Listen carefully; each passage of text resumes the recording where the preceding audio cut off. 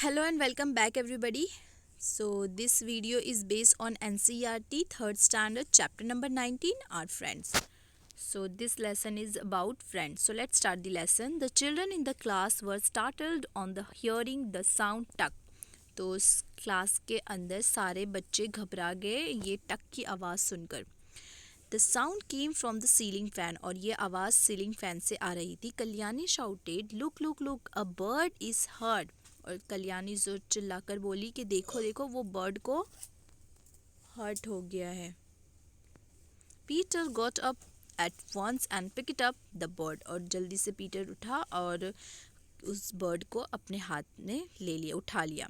It was in pen और वो बहुत ज़्यादा दर्द में थी. Navroz and Harbhajan quickly brought water in the bowl. और नवरोज और हरभजन दौड़ के गए और बाउल में पानी लेकर आए.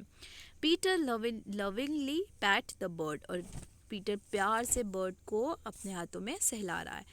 दे held the bowl to the bird's beak. और उन्होंने जल्दी से जो पानी से भरा हुआ बाउल बर्ड के बीक के तरफ ले गए. It drank a little water and slowly started flapping its wings. और वो क्या हो गई, थोड़ा थोड़ा पानी पीने के बाद वो क्या हो गई, स्लोली वो अपने स्टार्ट जो विंग्स है वो थोड़ी थोड़ी हिलाना स्टार्ट किया उसने. Navroz told all the children to move back. और नवरोज ने सारे बच्चों से कहा कि पीछे हट जाओ.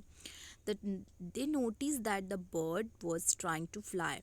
और उन्होंने नोटिस किया कि बर्ड पानी पीने के बाद क्या हो गई, वो उड़ने की कोशिश करने लगी. In a while the bird flew away. और थोड़ी देर में क्या हो गई, बर्ड उड़ने लगी. हियर यू कैन सी, ये रही बर्ड उड़ रही.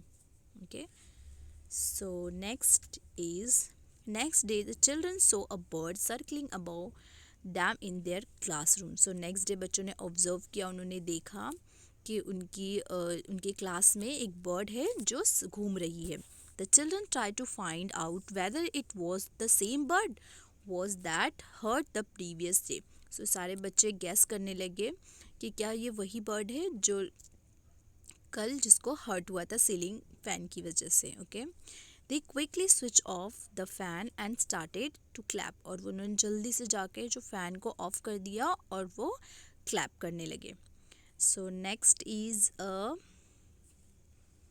Collect and write. So put the sentence in the correct order. So यहाँ पे जो हमने स्टोरी अभी अभी जो रीड करी है उसके अकॉर्डिंगली यहाँ पे सब कुछ आगे पीछे सेंटेंस लिखे हुए, तो we have to arrange them in sequence wise. Okay, so let's start.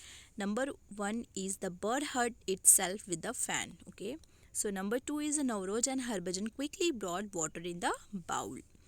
So number 3 is Peter lovingly pet the bird. Number 4, the bird flew away. And number last one is the children saw a bird circling in their classroom. Okay, so next story is about Sankar's cat. So let's start. Sankar was very happy. Sankar बहुत ज़्यादा happy था. A cat had given birth to 4 kittens in the courtyard of his house. So वो शंकर बहुत ज़्यादा happy था because उसकी जो cat थी उसने 4 kittens को उसकी कोर्टयार्ड, उसके घर के कोर्टयार्ड में बर्थ दी थी.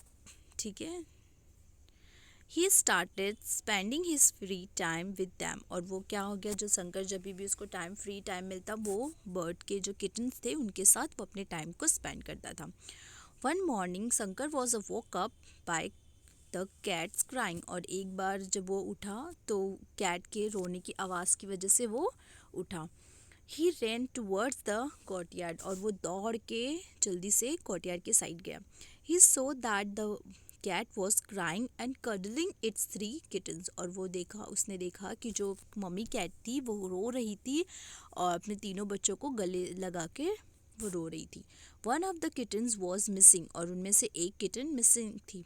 He went outside and found Malini patting a kitten. So उसने देखा, बाहर जाके देखा कि जो मालिनी है वो उसमें से एक किटन को क्या कर रही थी, अपने हाथों से सहला रही थी. Shankar call Malini into his courtyard. तो शंकर ने क्या कहा मालिनी को कि उसकी कोर्टयार्ड में बुलाए.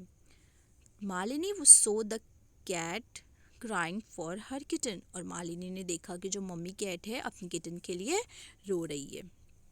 सो next is a question, think and tell. Okay, आपको सोचना और बोलना है. So next is what do you think Malini would have done. तो आपको क्या लगता है मालिनी ने क्या किया होगा। मालिनी ने उसकी जो किटन है उस वापस उसकी मम्मी कैट को दे दिया होगा। How does a cat sound. So cat कैसे साउंड करती है। You have to write which animal do you like and why. और आपको कौन से एनिमल पसंद है और क्यों।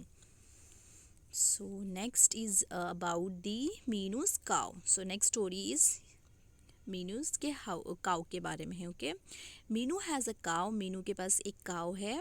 हर नेम इज़ अ गंगा। और उसका नाम क्या है, Ganga. Meenu takes Ganga to the field to graze daily. तो मीनू अपने जो गंगा को रोज़ फील्ड में लेकर जाती है कि ताकि वो ग्रीन ग्रीन घास खा सके। One day a spending scooter hit Ganga and her leg. और एक बार जोर से आती हुई स्कूटर ने क्या किया, गंगा को हर्ट टक्कर मार दी। इसकी वजह से उसके लेग में वो हर्ट हो चुकी थी।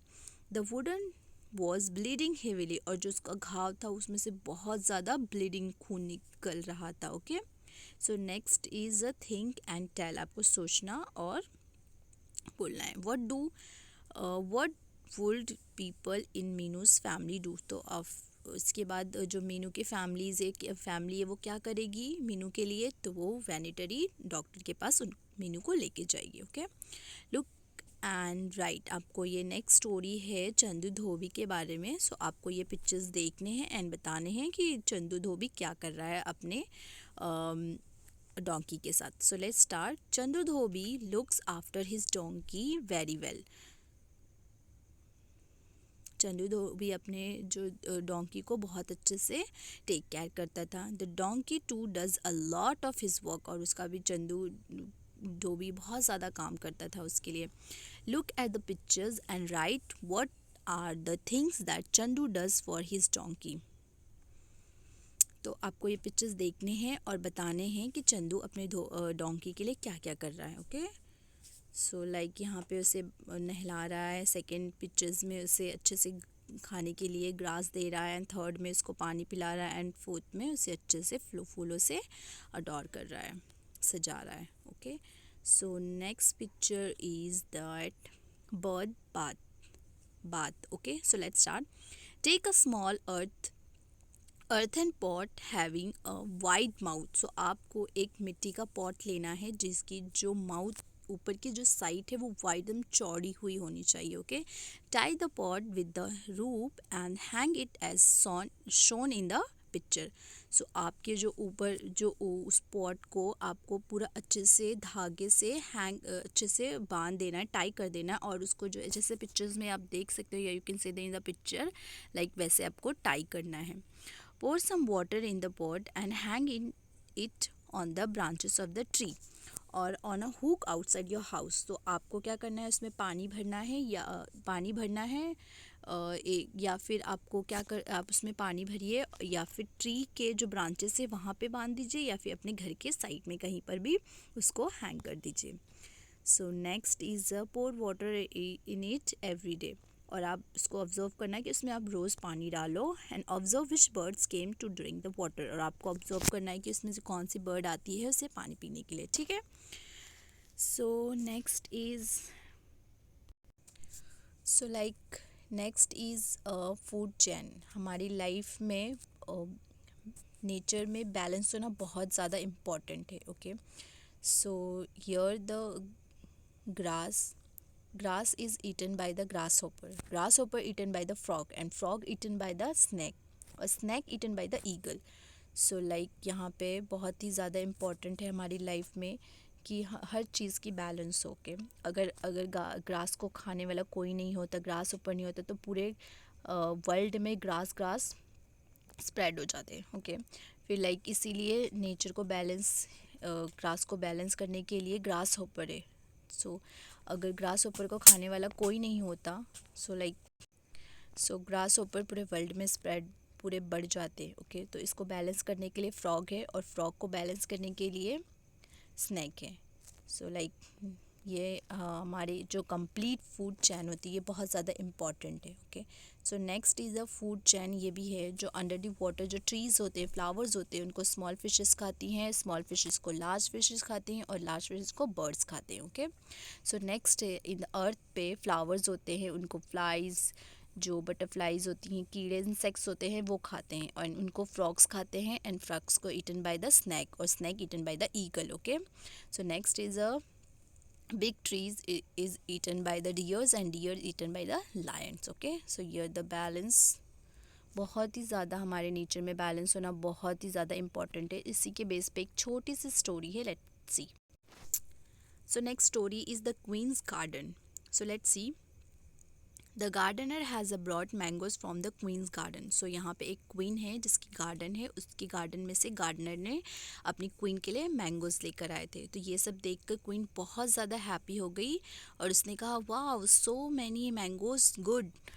सो गार्डनर ने क्वीन से कहा your majesty there would have been double the amount if the birds had not eaten them. और उसने कहा, गार्डनर ने कहा क्वीन से कि ये बहुत डबल हो सकते थे अगर बर्ड्स इन्हें नहीं खाए होते तो.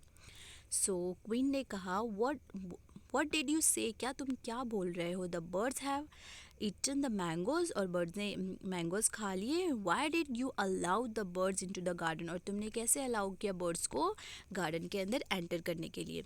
सो गार्डन ने कहा प्लीज़ फॉरगिव मी, मुझे माफ़ कर दो. I will not let any bird come into the garden, और मैं अब एक भी बर्ड को अलाउ नहीं करूँगा गार्डन के अंदर एंटर करने के लिए. ओके, सो नेक्स्ट ईयर जब गार्डनर आया क्वीन के पास, तो उसके पास इस बार एक ही मैंगो से भरी हुई टोकरी थी. सो ये देखकर जो क्वीन है बहुत ज़्यादा एंग्री हो गई. उसने कहा fewer mangoes than last year, और पहले ये तो बहुत ज़्यादा कम है लास्ट ईयर से भी. Y did you not stop the birds from the entering the garden, और क्यों तुमने बर्ड्स को एंटर करने के लिए स्टॉप नहीं किया था बर्ड को. सो गार्डनर ने कहा I stop them your majesty, मैंने उन्हें स्टॉप किया था रानी, लेकिन बट क्या हुआ, I did not let a single bird enter, और मैंने एक भी सिंगल बर्ड को एंटर करने के लिए नहीं दिया था, एंटर करने नहीं दिया था.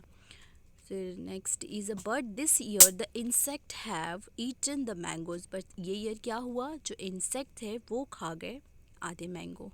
Okay, so year the moral of the story is that if there had been a bird then they would have eaten the insect. तो उन्होंने कहा कि अगर बर्ड्स होते तो वो क्या करते, पूरे इंसेक्ट को खा जाते. We would not have loss so many mangoes, और हम बहुत सारे मैंगोज को लॉस नहीं कर पाते. So like moral of the story क्या है, हमारी लाइफ में, हमारे नेचर में बैलेंस होना बहुत ज़रूरी है. अगर बैलेंस नहीं हुआ तो सारी चीज़ें डिसबैलेंस हो जाएगी. So here the chapter is over. I hope you understood. So we will meet soon in the next chapter.